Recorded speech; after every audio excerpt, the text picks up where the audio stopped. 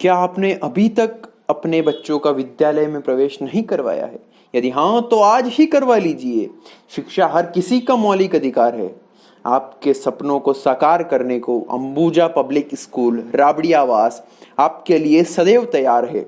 और अभी प्रवेश करवाने पर विशेष छूट का लाभ उठाइए।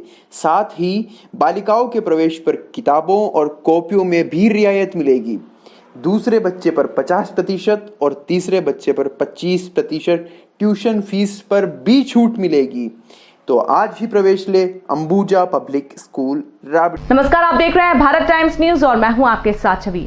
पुलिस के दुर्व्यवहार से महामंडलेश्वर आचार्य शेखर और पूर्व सांसद डॉक्टर चिंतामणि मालवीय नाराज हैं। तीर्थ पुरोहित के घर पर जाकर पुलिस द्वारा किए गए दुर्व्यवहार से ब्राह्मण समाज में पर्याप्त आक्रोशित। इस बात से नाराज होकर महामंडलेश्वर आचार्य शेखर और पूर्व सांसद वर्तमान उपाध्यक्ष डॉक्टर चिंतामणि मालवीय द्वारा नाराजगी व्यक्त की है। महामंडलेश्वर आचार्य शेखर और पूर्व सांसद डॉक्टर चिंतामणि द्वारा ब्राह्मणों की मांग का समर्थन किया है।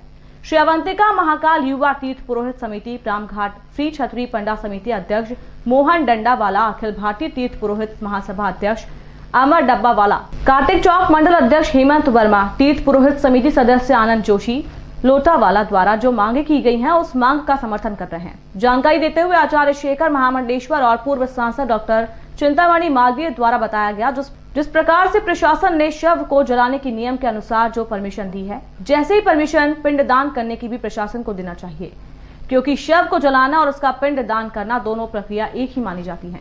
इसलिए नियम के अनुसार कोरोना गाइडलाइन का पालन करने के साथ साथ प्रशासन को पिंडदान की अनुमति दे देना चाहिए। उसी का हिस्सा पिंड कर्म भी है, तो ये दोनों अलग अलग प्रक्रियाएं नहीं है। तो जिस तरह शवदाह को नहीं रोका जा सकता, उसी तरह पिंडदान को भी नहीं रोकना चाहिए।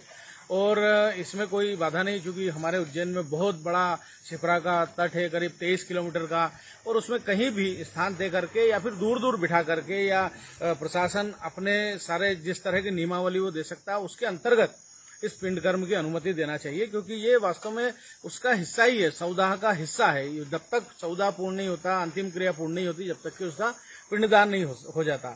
और इसलिए दो हिस्से, भले एक 12 दिन बाद होता, 10 दिन बाद होता, लेकिन उसी का हिस्सा है।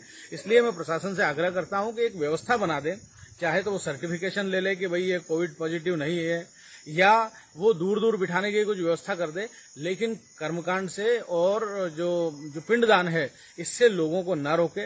इससे समाज में असंतोष बढ़ रहा है।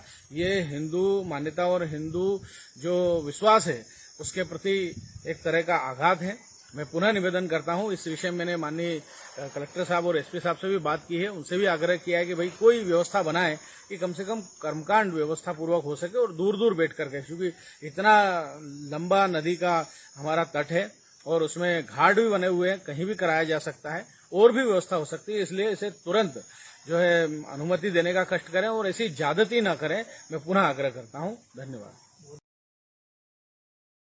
रामघाट पर सनातन धर्म के अनुयायी जो दशा कर्म करने आते हैं, उनके कर्म पर प्रशासन के द्वारा रोक लगा दी गई है कोविड गाइडलाइन के अनुसार।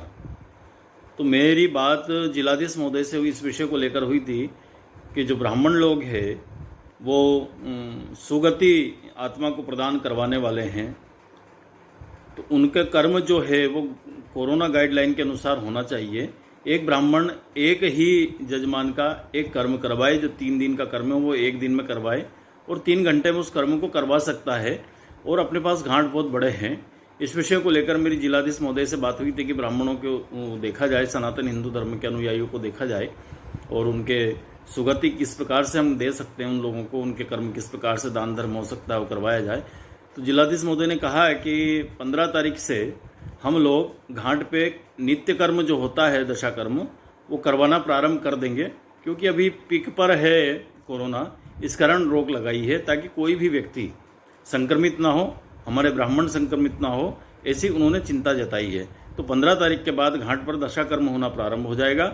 और कोई अगर अर्जेंट आता है कोई व्यक्ति उज्जैन जिले का, तो मेरा विप्रबंधों से और धर्माचार्यों से निवेदन है कि वो कोविड की गाइडलाइन का पालन करते हुए उनका कर्म सुनिश्चित रूप से एक जजमान को बैठाकर करा सकते हैं, इसमें कोई समस्या नहीं है। लेकिन हमारे कारण, हमारे धर्माचार्यों के कारण, ब्राह्मणों के कारण कोई भी संक्रमित नहीं होगा, ऐसी मुझे आशा है और मैं सभी ब्राह्मण वृंद से भी निवेदन करूंगा कि वो अपना कर्म निर्वहन करें और कोविड गाइडलाइन के अनुसार ही करें। जय महाकाल।